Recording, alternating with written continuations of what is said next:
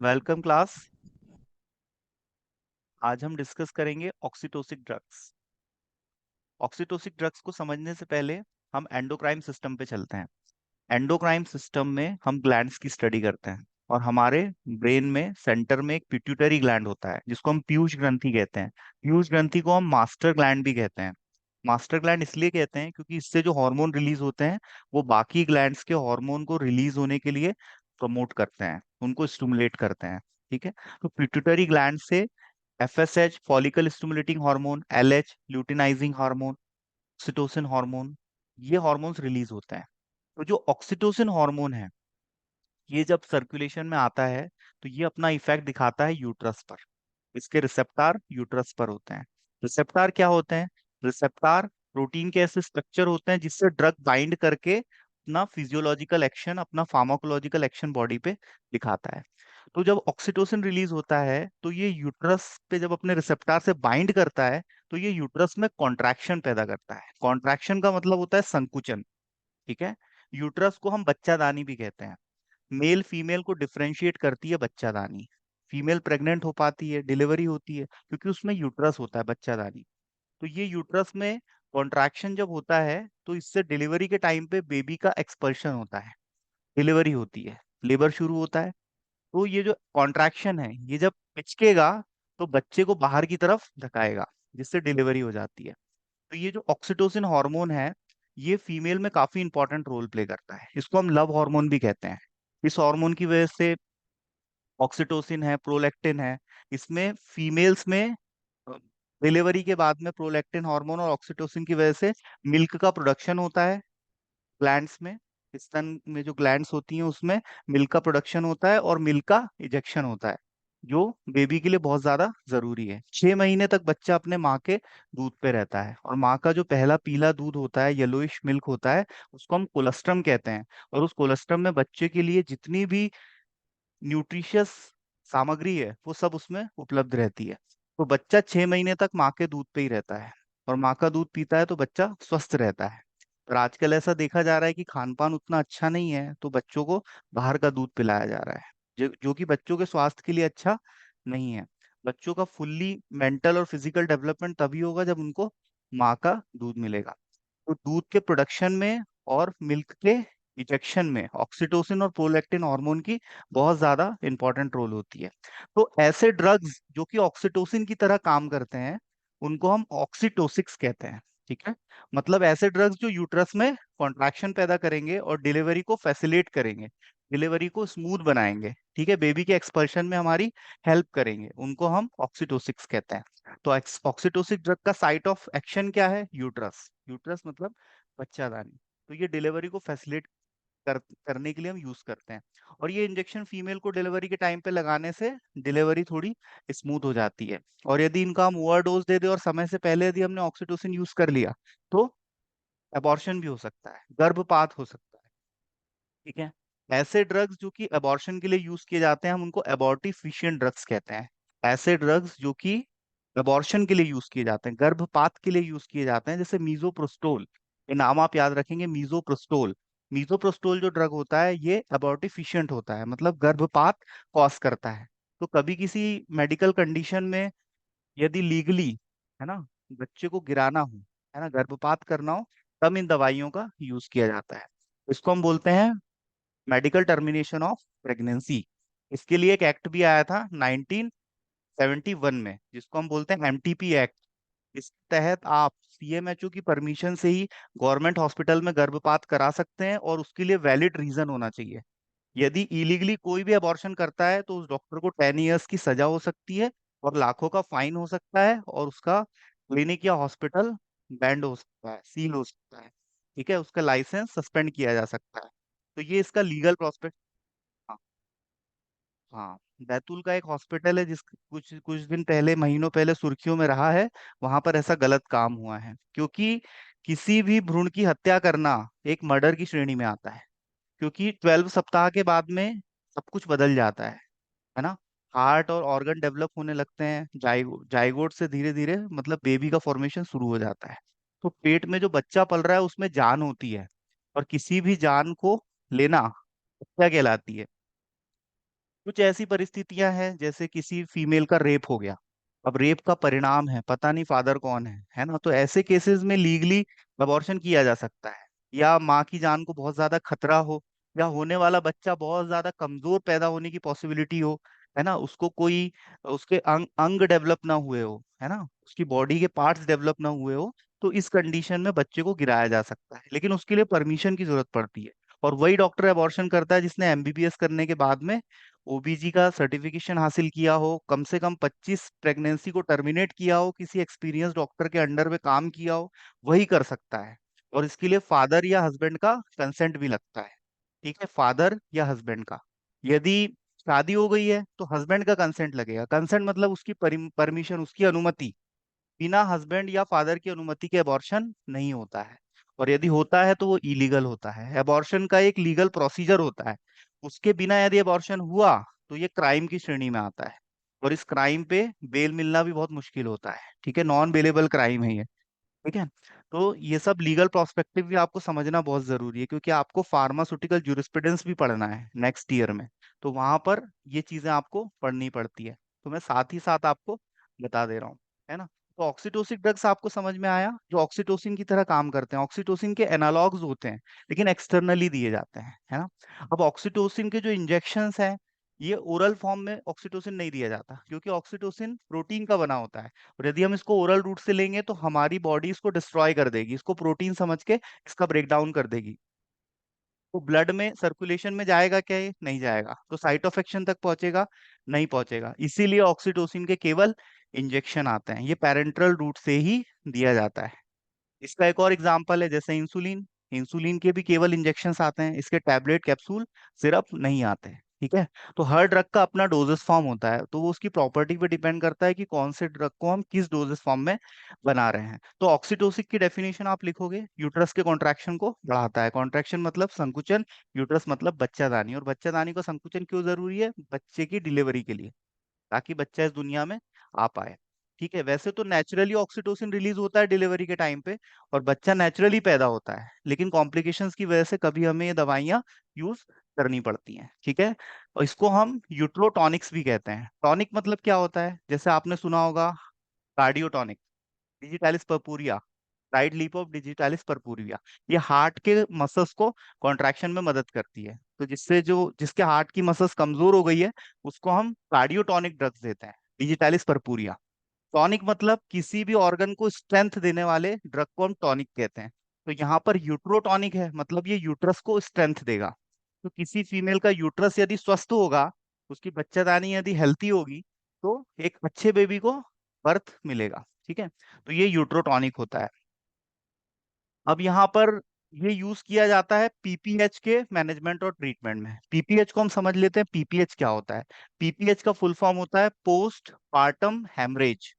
Post partum haemorrhage, haemorrhage मतलब होता है ब्लीडिंग। डिलीवरी के बाद में 24 घंटे तक, या 24 घंटे से लेके तो 12 सप्ताह तक फीमेल को ब्लीडिंग होने की पॉसिबिलिटी रहती है। पर ये ब्लीडिंग बहुत ज्यादा नहीं होनी चाहिए, नहीं तो ये पीपीएच की श्रेणी में आता है।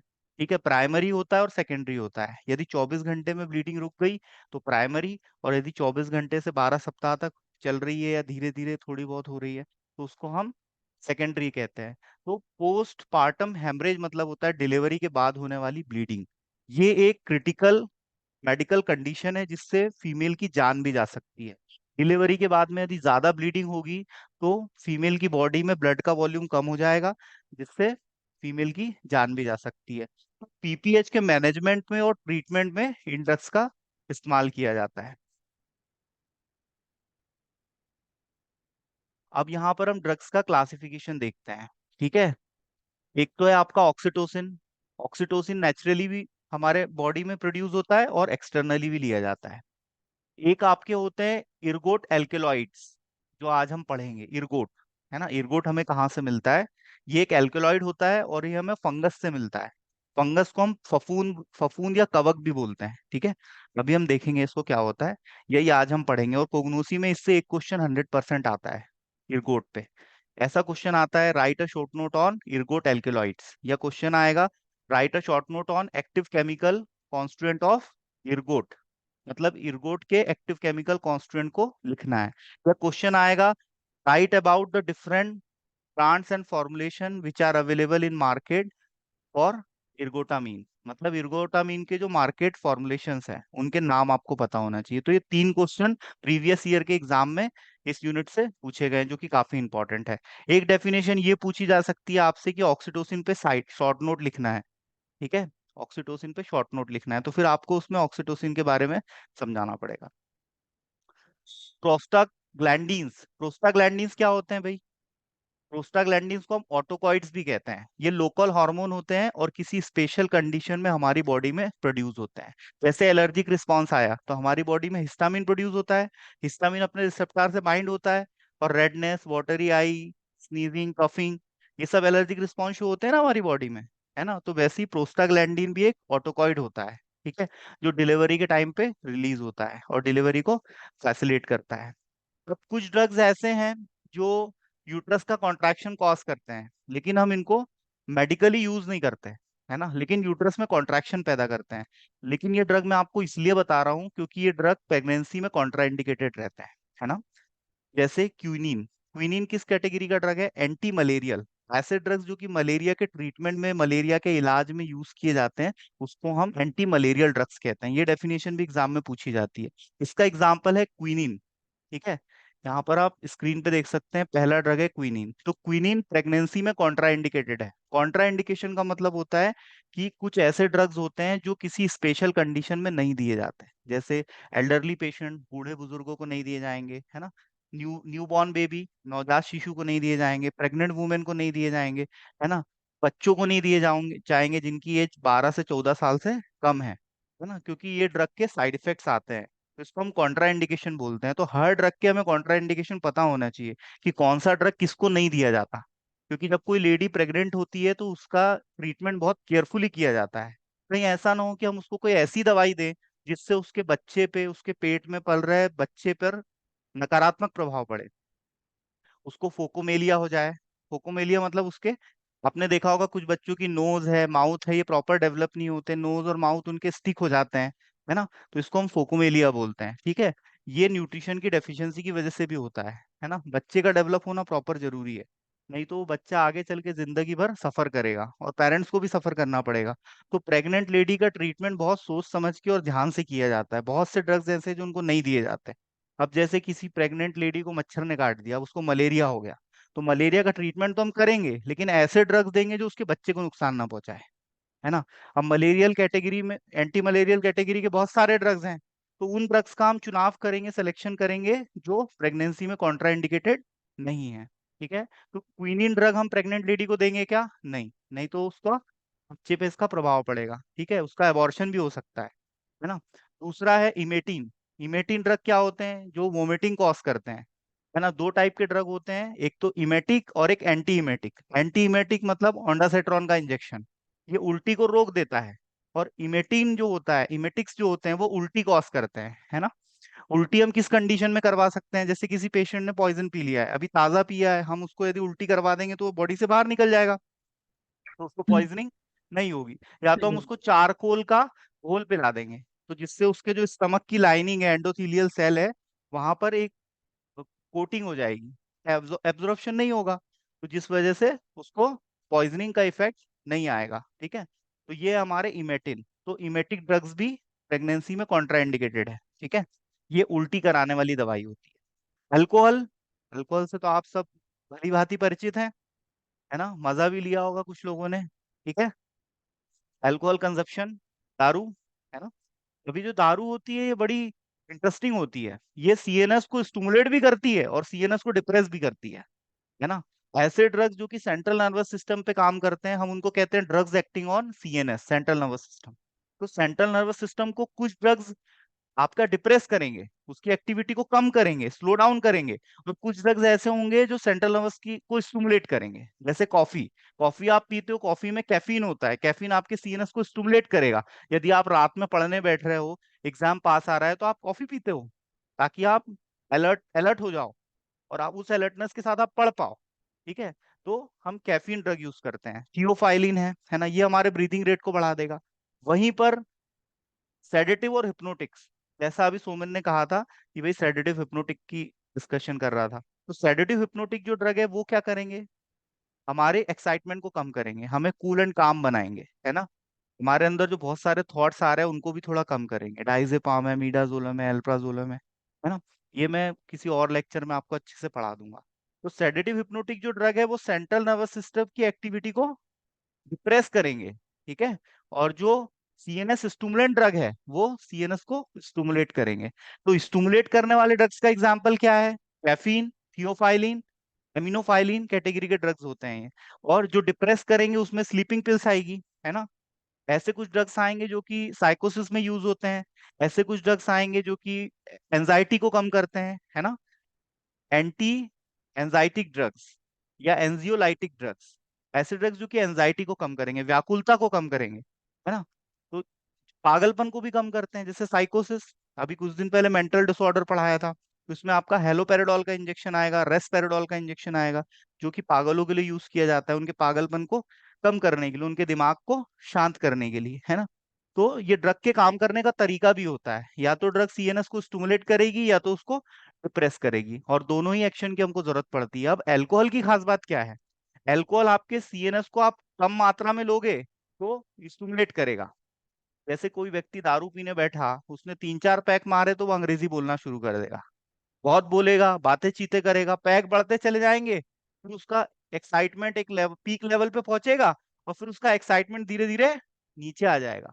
और उसका एक्साइटमेंट जब नीचे आएगा तो वो सो जाएगा, वहीं के वहीं वो आड़ा हो जाएगा। तो सीएनएस को स्टिमुलेट भी किया और सीएनएस को डिप्रेस भी किया, तो दोनों इफेक्ट दिए ना अल्कोहल ने, है ना। जब भी हम किसी ऐसी दवाई जो सीएनएस को स्टिमुलेट कर रही है उसका हम ओवरडोज दे दें तो हमारा सीएनएस डिप्रेस हो जाता है। ये बात हमेशा याद रखना। कोई भी चीज ऊपर यदि जा रही है तो एक पीक पे पहुंचने के बाद वो फिर नीचे आ जाएगी, ठीक है। यदि आपने कॉफी बहुत ज्यादा पी ली तो आपको नींद आ जाएगी, और कॉफी एक ऑप्टिमम, पर्याप्त मात्रा में आपने पी तो आपका सीएनएस स्टिमुलेट हो जाएगा। ठीक है, तो डोज का फर्क पड़ता है, खुराक का फर्क पड़ता है, मात्रा कितनी दे रहे हो। मात्रा यदि बढ़ा दोगे तो दवा जहर भी बन सकती है, और मात्रा यदि कम कर दोगे तो दवाई का इफेक्ट भी नहीं आएगा। जब मात्रा कम कर दोगे तो सांप का जो जहर होता है उसी से सांप के काटने की दवा बन जाएगी, यदि आप मात्रा बहुत एक लो लेवल पे लेके आ जाओगे, कंसंट्रेशन बहुत कम कर दोगे तो। ठीक है, तो अल्कोहल आप समझे, अल्कोहल किसी भी गर्भवती महिला को नहीं पीना चाहिए, परहेज करना चाहिए, नहीं तो उसके बच्चे पर इसका नकारात्मक प्रभाव पड़ेगा। खैर हमारी भारतीय संस्कृति में तो फीमेल्स ऐसा नहीं करती, लेकिन फॉरेन कंट्रीज में बहुत ज्यादा होता है ना। तो अल्कोहल प्रेगनेंसी में कॉन्ट्राइंडिकेटेड है, बच्चे के लिए हानिकारक है, और एबॉर्शन भी हो सकता है। एक होता है आपका इथेक्राइडिन ड्रग। इथेक्राइडिन ड्रग क्या होता है, ये एक एंटीसेप्टिक होता है, एंटीबायोटिक होता है, लेकिन ये प्रेगनेंसी में कॉन्ट्राइंडिकेटेड है क्योंकि ये भी कॉन्ट्रैक्शन पैदा करता है। तो ये सब ड्रग्स हैं आपके ऑक्सीटोसिक्स। यदि एग्जाम में आएगा तो आपको एक क्लासिफिकेशन लिखना है और ऑक्सीटोसिक की डेफिनेशन लिखनी है। अब यहाँ पर ऑक्सीटोसिन की सिंथेसिस को एक्सप्लेन किया गया है। ऑक्सीटोसिन पोस्टीरियर पिट्यूटरी हार्मोन है ना। मैंने आपको पिट्यूटरी ग्लैंड पढ़ाया था जब बताया था, पिट्यूटरी में एक पोस्टीरियर पार्ट होता है और एक इंटीरियर पार्ट होता है, दोनों से हार्मोन रिलीज होते हैं। तो ये कहाँ से रिलीज होगा, पोस्टीरियर पिट्यूटरी से। और इसके रिलीज होने का स्टिमुलस कहाँ से आता है, हाइपोथैलेमस से, ठीक है। हाइपोथैलेमस हमारी बॉडी का टेम्परेचर भी रेगुलेट करता है। हमारी ब्रीदिंग रेट और हमारी हार्ट रेट कहाँ से रेगुलेट होती है, मेडुला आब्लंगाटा से, ठीक है। हमारी श्वसन दर और हमारे हृदय की गति। अब ऑक्सीटोसिन कब रिलीज होता है किसी फीमेल की बॉडी में, जब बच्चा निप्पल को शक करता है ना। छोटा बच्चा जब अपने माँ के निप्पल को शक करेगा तो एक सेंसेशन जाता है ब्रेन में जिससे ऑक्सीटोसिन रिलीज होने लगता है। या फीमेल को जब बच्चा छूता है, स्पर्श करता है ना, तब भी उसकी बॉडी में ये जो सेंसेशन आता है इससे ऑक्सीटोसिन का रिलीज बढ़ जाता है।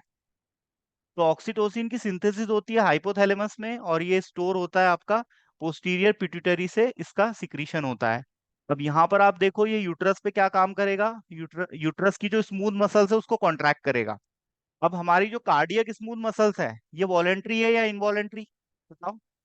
ऐच्छिक पेशियां हैं या अनैच्छिक पेशियां हैं। Right. हम्म, ये हमारी अनैच्छिक पेशियां हैं, है ना। जैसे यूट्रस, बच्चादानी में जो कॉन्ट्रैक्शन होता है वो हमारी मर्जी से थोड़ी ना होता है। है ना। हमारी बॉडी में ऐच्छिक पेशियां भी है, अनैच्छिक पेशियां भी हैं। ऐसी पेशियां जो हमारे इच्छा के अनुसार काम करती है उसको हम ऐच्छिक पेशी बोलते हैं। हार्ट हमारी ऐच्छिक पेशी नहीं है, अपने हिसाब से हार्ट धड़कता है। यूट्रस भी अपने हिसाब से कॉन्ट्रैक्ट होता है। तो ये जो है इनके कॉन्ट्रैक्शन कौन रेगुलेट करता है? हार्मोन जो हमारी बॉडी में रिलीज होते हैं, है ना। तो मायो इपिथेलियल जो सेल होते हैं वो मिल्क का इजेक्शन करते हैं, है ना। जैसे ये भी आपका इनवॉलेंट्री होता है, ठीक है। इनवॉलेंट्री कैसे होता है? जैसे किसी फीमेल की डिलीवरी हुई तो स्तनों में मिल्क का प्रोडक्शन शुरू हो जाएगा। यदि बच्चा दूध ना भी पिए तो अपने आप ही दूध निकलने लगता है ना। क्यों निकलता है? क्योंकि उस पर कंट्रोल नहीं है ना। तो ये जो मायो इपिथेलियल सेल होती है ये मिल्क का इजेक्शन करने लगती है। तो ये मिल्क का इजेक्शन किसकी वजह से होता है? ऑक्सीटोसिन की वजह से। और प्रोलैक्टिन, ये दोनों हार्मोन इसमें इंपॉर्टेंट रोल प्ले करते हैं। अब ये हार्मोन की यदि फीमेल में डेफिशिएंसी हो जाएगी तो उसमें मिल्क का प्रोडक्शन नहीं होगा, तो बच्चा दूध से वंचित रह जाएगा। तो ये दोनों हार्मोन के आप नाम याद रखना, फीमेल में काफी इंपॉर्टेंट रोल प्ले करते हैं, ठीक है। और ऐसा माना जाता है कि ऑक्सीटोसिन का लेवल यदि किसी फीमेल में कम हो जाए तो उसके अंदर लव की फीलिंग भी कम हो जाएगी, है ना। क्योंकि ऑक्सीटोसिन को लव हार्मोन कहा गया है। और कंपैरेटिवली मेल से ज्यादा एक्टिव ये फीमेल में होता है। इसलिए हमेशा फीमेल कहती हैं कि भाई मेल्स ट्रू लव नहीं करते, है ना। मेल फिजिकल लेवल पे ज्यादा कनेक्टेड होते हैं और मेंटल लेवल पे कम, और फीमेल्स इमोशनली और मेंटली ज्यादा कनेक्टेड होती हैं और होना चाहती हैं इन कंपैरिजन ऑफ मेल। तो इसमें उनकी कोई गलती नहीं है, हार्मोन का गेम होता है। अब फीमेल में ये हार्मोन डोमिनेटिंग होता है, इस वजह से वो समझ पाती हैं कि व्हाट इज ट्रू लव, है ना। एक मतलब त्याग की भावना भी होती है ना। जैसे अपने छोटे से बच्चे को 9 महीने अपने गर्भ में पालना, उसको अपने फूड में से न्यूट्रिशन देना, और फिर डिलीवरी के बाद उसका इतना ध्यान रखना, तो इतनी केयर, इतना लव, ये सब ऑक्सीटोसिन हार्मोन की वजह से आता है, ठीक है। तो ऑक्सीटोसिन हार्मोन भी बहुत इंटरेस्टिंग है, तो याद रखना कहाँ से रिलीज होता है ना, और ये क्या काम करता है हमारी बॉडी में। तो इसका एक मैंने आपको बताया, यूट्रस का कॉन्ट्रैक्शन और मिल्क का इजेक्शन, ठीक है। और एक बार कॉम्पिटिटिव एग्जाम में पूछा था, आगे लिखे हुए हार्मोन में से कौन सा लव हार्मोन के नाम से जाना जाता है? तो लव हार्मोन किसको बोलते हैं? ऑक्सीटोसिन को, याद रखना आप लोग। अब हम देखते हैं ये जो ऑक्सीटोसिन है इसके रिसेप्टार किस टाइप के होते हैं, ये आप जरूर याद रखना। इसका जो रिसेप्टार है ये जीपीसीआर होता है, जी प्रोटीन कपल्ड रिसेप्टार। ये आपसे एग्जिट एग्जाम में पूछा जा सकता है कि ऑक्सीटोसिन किस टाइप के रिसेप्टार से बाइंड होता है, तो जीपीसीआर। सबसे जो कॉम्प्लेक्स रिसेप्टार होता है, सबसे जो बड़ा रिसेप्टार होता है वो जीपीसीआर होता है, जी प्रोटीन कपल्ड रिसेप्टार। 7 हेलिक्स होते हैं इसमें, है ना। एक आपका आयन, एक आपका सोडियम गेटेड आयन चैनल होता है ना। एक आपका न्यूक्लियर रिसेप्टार होते हैं जिसपे हमारे स्टेरॉइड्स बाइंड करते हैं। ये किसी और लेक्चर में हम डिस्कस करेंगे रिसेप्टार के बारे में, अभी तो इतना समझ लो। रिसेप्टार सेल मेम्ब्रेन पे पाए जाने वाले प्रोटीन के स्ट्रक्चर होते हैं जिनसे दवाई हमारी बाइंड करती है ना, और बाइंड करने के बाद फार्माकोलॉजिकल एक्शन देती है, ठीक है। तो इतना समझ लो अभी के लिए। और जो कैल्शियम होता है वो एज अ सेकंड मैसेंजर काम करता है। सेकंड मैसेंजर मतलब कैल्शियम एक मिनरल होता है हमारी बॉडी में। जब नर्व कंडक्शन होता है तो जहां दो न्यूरॉन आपस में कनेक्ट होते हैं उसको हम साइनेप्टिक क्लेफ्ट बोलते हैं।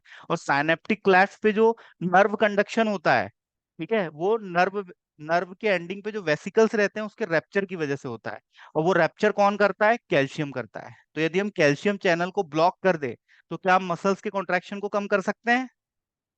कर सकते हैं, यस। ठीक है। तो ये चीज आप हमेशा याद रखना। इसलिए हार्ट के जो पेशेंट होते हैं, हाइपरटेंशन के जो पेशेंट होते हैं, हाई बीपी के, उनको हम कैल्शियम चैनल ब्लॉकर्स भी देते हैं। तो ये आप याद रखना। तो सारी चीजें एक दूसरे से जुड़ी हुई है ना।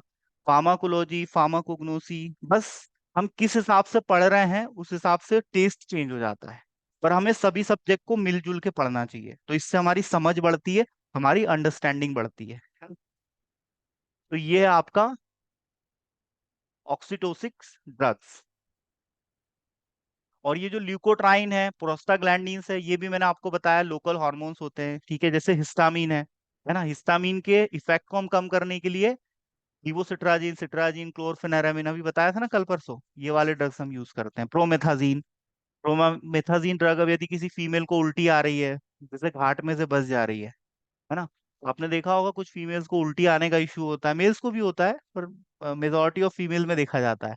तो उनको हम प्रोमेथाजिन ड्रग दे देते हैं तो उल्टी नहीं आती। क्यों नहीं आती? क्योंकि उनको एलर्जिक रिस्पॉन्स उनकी बॉडी में नहीं आता। उनको घुमावदार रास्तों से, है ना, या कहीं गाड़ी बंद है कई दिनों से तो उसमें से जो स्मेल आ रही है वो उनके लिए ट्रिगर की तरह काम करती है। ठीक है, ट्रिगर की तरह काम करेगी तो उनको वोमिटिंग के रिफ्लक्स आएंगे तो वो उल्टी कर देंगी। तो हमने क्या किया, दवाई देके रिसेप्टार को ब्लॉक कर दिया। अब लोकल हार्मोन तो रिलीज हो रहा है लेकिन एलर्जिक रिस्पॉन्स आ रहा क्या? नहीं आ रहा, है ना। तो ये हमारे एंटी एलर्जिक ड्रग्स होते हैं। अब इसमें आपने सुना होगा लीवोसिट्राजिन, है ना, सिट्राजिन भी आता है, लीवोसिट्राजिन भी आता है ना। अब जो लीवोसिट्राजिन है ये ऑप्टिकल रोटेशन का कमाल है। मतलब किसी मॉलिक्यूल पे हमने प्लेन पोलराइज्ड लाइट डाला तो वो उसको किस तरफ घुमाता है ना, तो उसके आधार पे ऑप्टिकल रोटेशन जो मॉलिक्यूल शो करते हैं तो उनको लीवो और डेक्स्ट्रो में डिवाइड किया गया है। तो ऐसा देखा गया कि जो लीवोसिट्राजिन है इसके साइड इफेक्ट कम होते हैं। सिट्राजिन का साइड इफेक्ट क्या होता है? ड्राउजीनेस, है ना, ड्राउजीनेस आती है, मदहोशी आती है। जनरली सिट्राजिन दादी। खाने के बाद हम कोई भी मशीन वशीन, जो बड़ी मशीन होती है उसको हम ऑपरेट नहीं करते, गाड़ी वाड़ी नहीं चलाते, है ना, बेड टाइम पे ये ड्रग लिया जाता है। तो ये इसका साइड इफेक्ट, तो हमें दवाइयों के साइड इफेक्ट भी पता होना चाहिए, उसका डोज पता होना चाहिए, उसका हमारी बॉडी पे क्या एक्शन है ना, फार्माकोलॉजिकल एक्शन क्या है ना, डिजायर्ड और अनडिजायर्ड दोनों।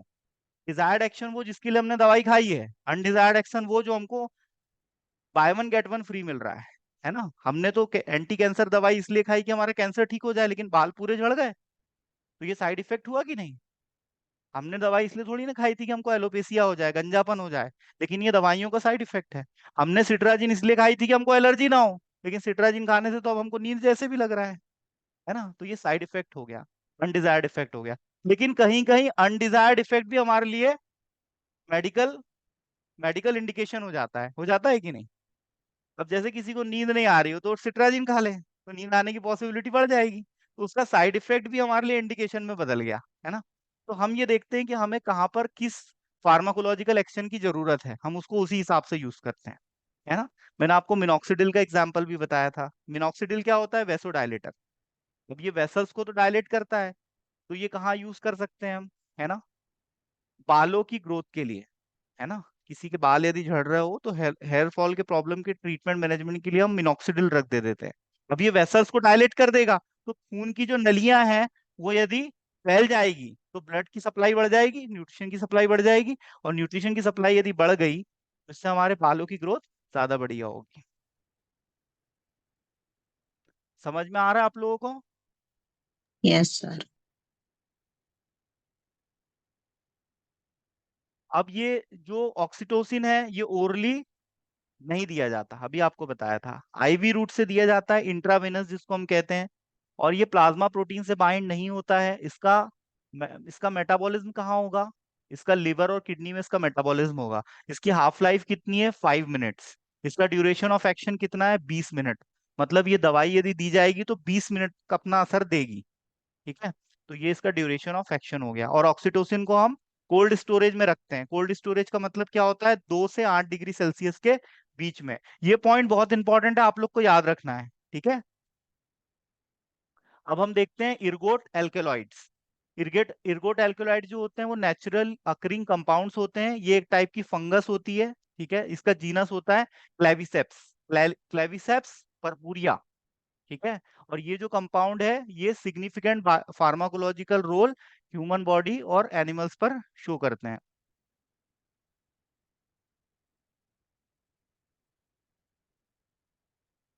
तो अब हम थोड़ा सा, है ना, इर्गोट एल्केलॉइड देख लेते हैं, है ना। इस पे क्वेश्चन आता है, write a short note on ergot, या write about the chemical constant of ergot. इस टाइप के क्वेश्चंस इसमें आते हैं। ये जो इर्गोट है बेटा ये एक प्रकार की फंगस होती है जिसको हम कवक भी कहते हैं, फफूंद भी कहते हैं। ये पैरासाइटिक नेचर की होती है।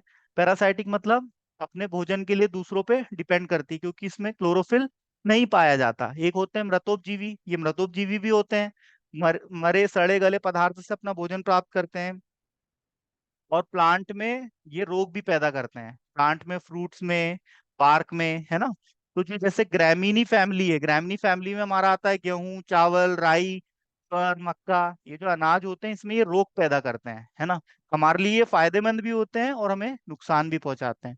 तो प्लांट में रोग पैदा कर रहे हैं, है ना, लेकिन इन्हीं से हमें ड्रग्स भी मिलते हैं, जैसे नियोमाइसिन है ना, पेनिसिलिन हमें फंगस से मिलता है ड्रग। तो ये हमारे लिए फायदेमंद भी है और नुकसानदायक भी है। माइग्रेन के ट्रीटमेंट में भी यूज होते हैं, है ना, कुछ ड्रग्स जो हमें फंगस से मिलते हैं। तो इनका बायोलॉजिकल सोर्स आपको याद रखना है, क्लेविसेप्स पर्पूरिया। ठीक है।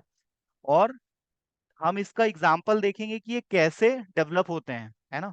जैसे हम राई के पौधे का एग्जाम्पल लेते हैं, राई के पौधे में जो ओवरी होती है, ठीक है, वहां पर ये अपना लाइफ साइकिल कंप्लीट करते हैं। लाइफ साइकिल का मतलब क्या होता है? लाइफ साइकिल का मतलब होता है कि ये बड़े होंगे, मेच्योर्ड होंगे और अपने बच्चे पैदा करेंगे, मतलब अपने जैसे और कवक बनाएंगे, तो इसी को हम लाइफ साइकिल बोलते हैं। तो जैसे ये राई के पौधे के ओवरी पे अटैक करेंगे, है ना, तो इसकी फेजेस होती हैं, ठीक है। एस्कोस्पोर्स, एस्कोस्पोर्स में क्या है, ये इन्फेक्टेड कर देंगे राई के पौधे को, उसके यूट्रस को, है ना, उसकी जो ओवरी होगी वहां पर ये अटैक कर देंगे और उसको इन्फेक्टेड कर देंगे। कैसे पहुंचेंगे? एयर से पहुंच सकते हैं, इंसेक्ट के थ्रू पहुंच सकते हैं। तो जब ये वहां जाएंगे तो फिर अपने जैसे और कवक बनाने लगेंगे, ठीक है, जिसको हम माइसिलियम स्टेज बोलते हैं। तो इसमें ये कवक का एक जाल बनाते हैं। नेक्स्ट स्टेज आती है आपकी स्पेसेलिया, ठीक है, स्पेसेलिया। ये वाली स्टेज में क्या होगा, ये मकरंद बनाएंगे, मतलब पॉलिनेशन होता है ना, परागण। तो परागण से क्या होता है, रिप्रोडक्शन बढ़ता है। तो ये वो वाली स्टेज में चले जाएंगे। और इसकी जो फाइनल स्टेज है, इसमें ये बनाएंगे स्क्लेरोटियम। स्क्लेरोटियम जब बनाएंगे तो ये नीचे झड़ जाएगा, और नीचे झड़ जाएगा तो फिर वहां पर आपने देखा होगा और दूसरे कवक पनपने लगेंगे। ठीक है, तो ये इसकी 4 स्टेजेस है, ये बहुत ज्यादा इंपॉर्टेंट है। और कवक वहीं पर पनपते हैं जहां पर ह्यूमिडिटी, थोड़ी सी गर्मी रहती है और गर्मी के साथ साथ मॉइस्चर रहता है। ऐसा कहाँ होता है? गर्मी के दिनों में जो पसीना आता है, वो वाली सिचुएशन। ठीक है। अब इर्गोट से जो पॉइजनिंग होती है, इसको हम इर्गोटिज्म बोलते हैं। क्या बोलते हैं? इर्गोटिज्म। इर्गोटिज्म मतलब इर्गोट से होने वाली पॉइजनिंग।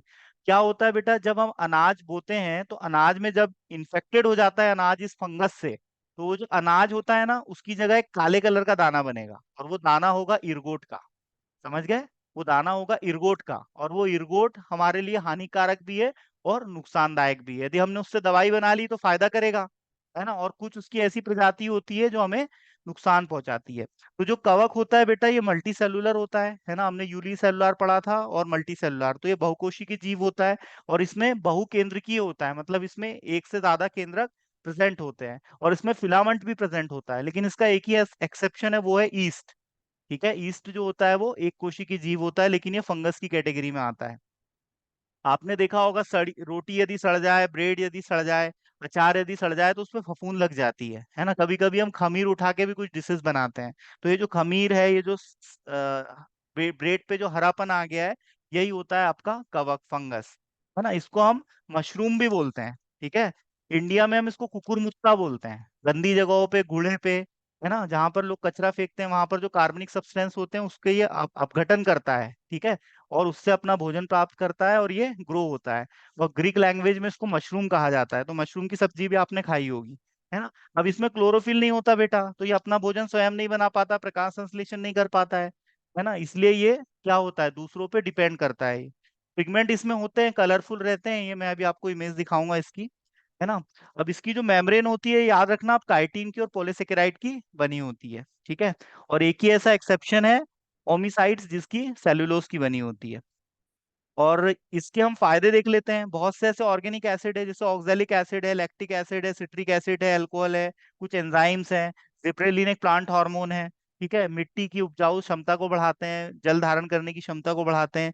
कुछ पेस्टिसाइड्स इनकी हेल्प से बनाए जाते हैं। पाव पाव रोटी बनाई जाती है, वो ब्रेड जो आती है ना, फूली फूली सी ब्रेड, गद्दीदार पाव जिसको हम बोलते हैं, है ना, ये अपघटन करते हैं। अपघटन मतलब कार्बनिक, जैसे कोई बॉडी है, आपने देखा होगा बॉडी 10 साल बाद खत्म हो जाएगी पूरी, बस कंकाल बचेगा, तो उसका अपघटन कर देते हैं जीव।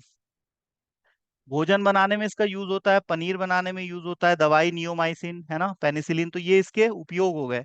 इससे होने वाली हानि क्या है? पेड़ पौधों में रोग पैदा करते हैं, है ना। ह्यूमन बींग्स में डैंड्रफ पैदा करते हैं, सफेद कलर की पपड़ी निकलती है, फंगल इन्फेक्शन की वजह से होता है। ठीक है, एथलीट फुट हो जाता है, लोग दौड़ेंगे भागेंगे, ठीक है, और शूज नहीं पहनेंगे, तो जिस वजह से पसीना आएगा और वहां पर ये इन्फेक्शन हो जाएगा। दांत खाज खुजली होती है इनसे, है ना। फूड को ये सड़ाते हैं। संतरे और गन्ने में जो लाल कलर के दाने आते हैं वो इन्हीं के रहते हैं। तो जो कवक रहता है बेटा, ये हर जगह पाया जाता है जहां पर भी कार्बनिक सब्सटेंस होता है। ठीक है, समझ में आ रहा है आप लोग को? Yes hello. Sir. Yes sir. है ना, तो ये सब सर। प्रॉपर्टी आपको ध्यान रखना है ना। ये सहजीवी भी होते हैं, इसका एग्जांपल है लाइकेन। कवक और शैवाल साथ में रहते हैं, एक दूसरे को सपोर्ट करते हैं मिलजुल के, जैसे बगुला और भैंस। भैंस की पीठ पे बगुला बैठ गया और मस्त फर्स्ट क्लास उसकी गोचड़ी तोड़ रहा है है ना, तो दोनों एक दूसरे को सपोर्ट करते हैं। और कवक की स्टडी को हम माइकोलॉजी इसके कहते हैं। फिर पूछूंगी अभी। है ना, कवक की स्टडी को हम माइकोलॉजी कहते हैं। और इसका नॉमेनक्लेचर किसने किया था? गैस्पर्ड नाम के साइंटिस्ट ने। और इसका फादर ऑफ माइकोलॉजी कौन है? ये कॉम्पिटेटिव एग्जाम में पूछा जा सकता है, तो आप जस्ट याद रख लेना, माइकेली नाम के साइंटिस्ट। और भारत में बालचंद्र मुंड। तो ये कुछ फैक्ट्स है जो आपको याद रखने चाहिए, जो पूछे जा सकते हैं। है ना, तो ये कायिक प्रजनन के थ्रू, है ना, ये ग्रो करते हैं। अब हम एंटी फंगल ड्रग्स देख लेते हैं। ऐसे ड्रग्स जो कि दांत खाज खुजली के इलाज में यूज होते हैं, हम उनको एंटी फंगल ड्रग्स कहते हैं। सुपरफिशियल इन्फेक्शन के ट्रीटमेंट में स्किन पे जो चखत्ते पड़ जाते हैं। ठीक है। अब जैसे किसी पेशेंट को कैथेटर लगाया, इम्प्लांट्स लगाया, तो उसको फंगल इन्फेक्शन होने की पॉसिबिलिटी रहती है। ब्लैक ब्लैक फंगस से अभी आपका पाला पड़ा है। कोविड-19 के टाइम पे एम्फोटेरिसिन बी के इंजेक्शन लगाए गए, रिसोफ्लुविन ड्रग यूज किया गया, टर्बिनेफिन। है ना, ये सारे ड्रग्स के नाम आपको याद रखना है। ये एंटी फंगल ड्रग्स है जो फंगस को किल करते हैं। निस्टेटिन है, एम्फोटेरिसिन बी है, कोट्रिमाजोल है, और माइकोनाजोल है ना, कीटेकोनाजोल है, फ्लूकोनाजोल है। इनके ब्रांड नेम आपको पता होना चाहिए। फ्लूकोनाजोल का ब्रांड कौन सा है? फ्लूका, फ्लूका 150। और एक आता है जोकोन टैबलेट। जोकोन टैबलेट आपका 200 mg की स्ट्रेंथ में आता है, एफडीसी कंपनी बनाती है। इसमें आपका 81 रुपए का आता है, 10 टैबलेट रहती है एक स्ट्रिप में, 6 भी रहती है। ठीक है, तो ये है। और फंगस, हाँ वेरी गुड। तो और ब्रांड नेम नोट्स में लिख लेना। डर्मेटोलॉजिस्ट जो होते हैं वो स्किन स्पेशलिस्ट होते हैं, चमड़ी रोग विशेषज्ञ, चर्म रोग को ठीक करते हैं, तो वो डॉक्टर ये दवाई ज्यादातर प्रिस्क्राइब करते हैं। ठीक है। हमारे नेक में, आर्म में, आर्म पिट जो होता है ना, हमारे बाजुओं में, वहां पर पसीना आता है, सफाई ना करे तो वहाँ फंगल इन्फेक्शन हो सकता है ना, बेलेनाइटिस हो सकता है। हमारा जो शिश्नमुंड होता है, पेनिस पे, वेजिना में वाइट डिस्चार्ज की प्रॉब्लम होती है, मतलब वाइट डिस्चार्ज बाहर आता है। ठीक है, तो ये सब इसके प्रभाव है हमारी बॉडी पे। है ना, कुछ लोशंस आते हैं, जैसे निजारल लोशन है, जॉब पाउडर है, क्लोसिप है, ये सब मार्केटेड फॉर्मुलेशन है। और इनसे बचने के लिए हम क्या है, समर सीजन में जो क्लोथ पहनते हैं वो कॉटन के पहनेंगे, सिंथेटिक क्लोथ हमें यूज नहीं करने हैं। फुटवेयर पहनेंगे तो मोजे की साफ सफाई रखनी है ना। और हमें कुल मिला के हाइजीन को साफ सुथरा रखना है। ठीक है, रोजाना हमें नहाना है, साफ कपड़े पहनने हैं, अंडर गारमेंट्स को हमें टाइम टाइम पे चेंज करना है, धूप में सुखाना है ना। तो ये सबसे हम फंगल इन्फेक्शन से बच सकते हैं। ठीक है, तो ये आप फंगल इन्फेक्शन कल पढ़ के आओगे, मैं आपसे पूछूंगा, होपफुली आप लोग को समझ में आया होगा। किसी को कोई डाउट है? No sir.